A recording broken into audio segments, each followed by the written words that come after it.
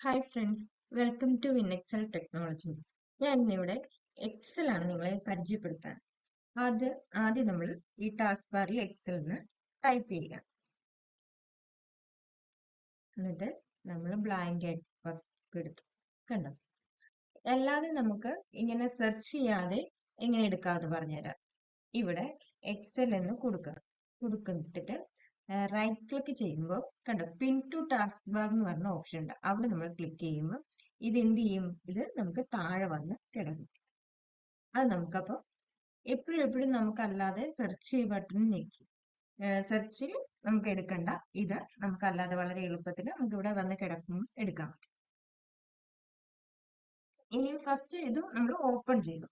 ഇനി നമ്മൾ ഇതിന്റെ നെയിം, ഇപ്പൊ ബുക്ക് 1 എന്ന് പറഞ്ഞ ഒരു നെയിം അല്ലേ ഇവിടെ കിടക്കുന്നത്. നമുക്ക് ഇതിന്റെ നെയിം അങ്ങ് മാറ്റാം. അത് നമ്മൾ എന്ത് ചെയ്യാം? ഫയൽ ക്ലിക്ക് ചെയ്യാം. ഇവിടെ സേവ് ആസ് ബട്ടൺ ഉണ്ട്.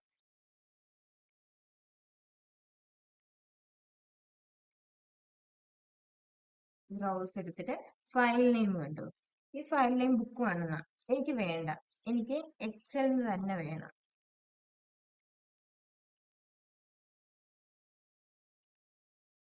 എക്സൽ കൊടുത്തിട്ട് സേവ് കൊടുത്തു. ഇപ്പൊ കണ്ടോ, എന്റെ ഈ ഇതിന്റെ എക്സൽ നെയിമായി. കണ്ടോ? ഇനി അടുത്തത് ഈ നോക്കിക്കേ, ഇവിടെ കണ്ടോ, ഇവിടെ ഈ സൈഡിലായിട്ടുള്ളത് ഇത് ക്ലോസ് ബട്ടൺ, ഇത് മിനിമൈസ്, ഇത് മിനിമൈസ് തന്നെ. ഇനി ഇപ്പുറത്തോട്ട് വരുമ്പോൾ ഇത് എന്താണ്? ഇത് സേവാസ് ആണ്. സേവാസ് ഈ ഫയൽ നമുക്ക് ഇവിടെ ക്ലിക്ക് ചെയ്യുവാണെങ്കിൽ ഇത് സേവ് ആവും. അല്ലാതെ സേവ്, അതായത് Ctrl+S, ഇതാണ് സേവിന്റെ എന്താ ഷോർട്ട് കട്ട് കീ. പിന്നെ ഇത് അൺഡു, ഇത് റീഡു. പിന്നെ നമുക്ക് താഴോട്ട് വരുമ്പോൾ നമുക്ക് ഒത്തിരി ടാബ്സ് കാണാം. കണ്ടോ?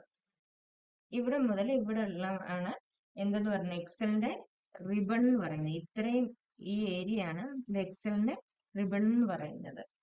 പിന്നെ ഈ ഓരോ ടാബ്സിന്റെ കീഴിലും ഓരോ ഇതുണ്ടല്ലോ, ഇതിനെയാണ് ഈ ബട്ടൺസിന്. ഇപ്പം ഈ ഹോംസിന്റെ കീഴിലാണ് കോപ്പി, കട്ട്, ഫോർമാറ്റ്, പ്രിന്റർ, ഇതെല്ലാം വരുന്നത്. അതുപോലെ ഇൻസേർട്ടിന്റെ കീഴിലാണെങ്കിലും ഇതെല്ലാം ടേബിള്, പിക്ചർ, ഇതല്ലേ, ഇങ്ങനെയുള്ള ഇതിനെയാണ് നമ്മൾ കമാൻഡ് ബട്ടൺ എന്ന് പറയുന്നത്.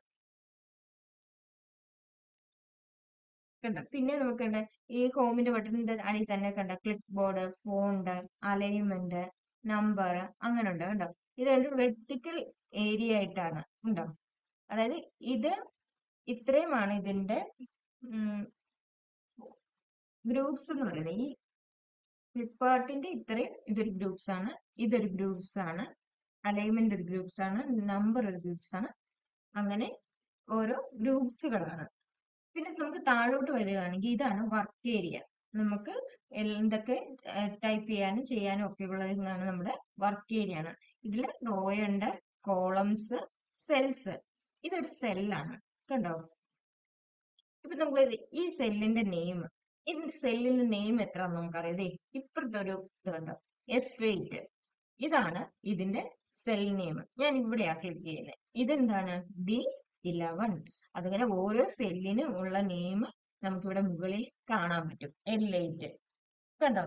ഇനി അതിന്റെ തൊട്ടിപ്പുറം ഒരു FX എന്ന് പറഞ്ഞ ഇത് കണ്ടോ? ഇതാണ് ഫോർമുല ബാർ.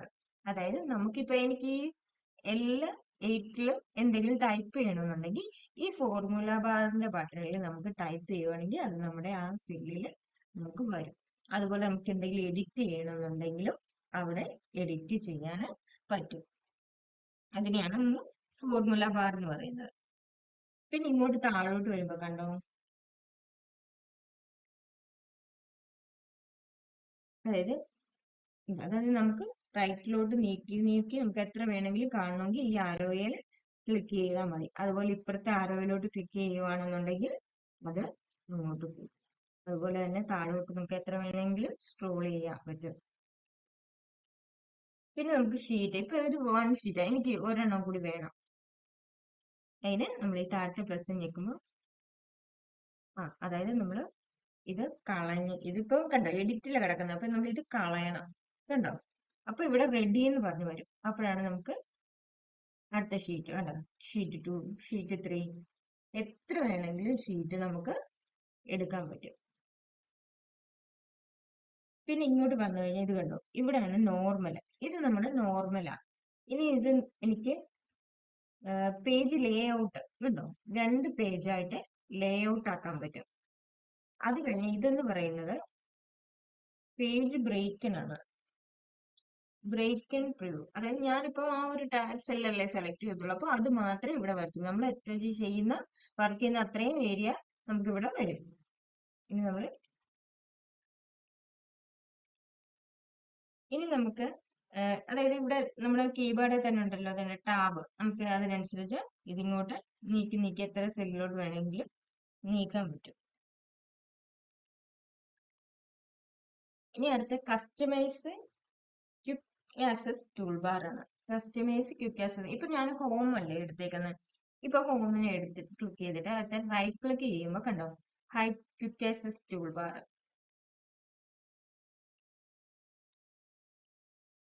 അടുത്ത് നമുക്ക് കണ്ടോ customise quick access tool bar. അതുപോലെ ഈ ഹോമിൽ ഇൻസേർട്ടിൽ ഞെക്കി റൈറ്റ് ക്ലിക്ക് നിൽക്കുമ്പോൾ കണ്ടോ ഇതിനകത്തുണ്ട് quick access tool bar, customise the ribbon. കണ്ടോ ഇതിനകത്ത് കസ്റ്റമൈസ് റിബൺ നമ്മൾ എടുത്തു കണ്ടോ. അപ്പൊ നമുക്ക് ഹൈഡ് ചെയ്തിരിക്കുന്ന എല്ലാം നമുക്ക് ഇതിനകത്ത് നമ്മുടെ ഇതിനകത്തുള്ളതെല്ലാം നമുക്ക് ഇവിടെ കാണാൻ പറ്റുന്നുണ്ട്. കണ്ടോ, ആവശ്യമുള്ളത് നമുക്ക് ആഡ് ചെയ്തിട്ട് ഓക്കെ ബട്ടൺ ഞെക്കുമ്പോൾ ആവശ്യമുള്ളത് നമുക്ക് അവിടെ കൊണ്ടുവരാനും പറ്റും.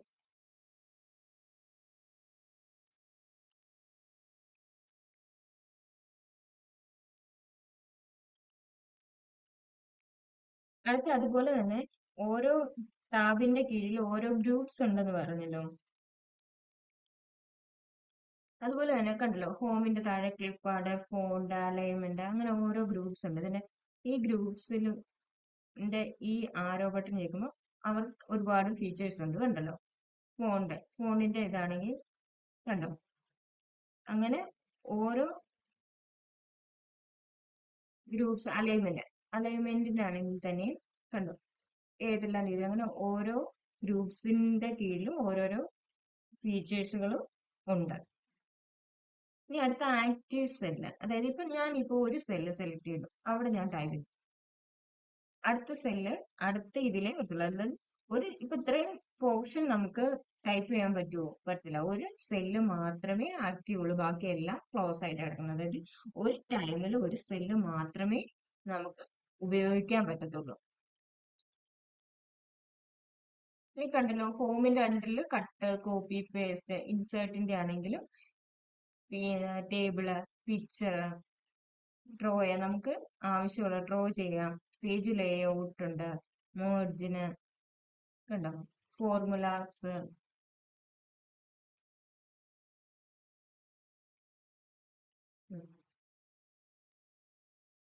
സെർട്ട്, ഷേപ്സ്, ഏത് ഷേപ്സ് വേണമെങ്കിലും നമുക്ക് എടുത്ത് കണ്ടോ.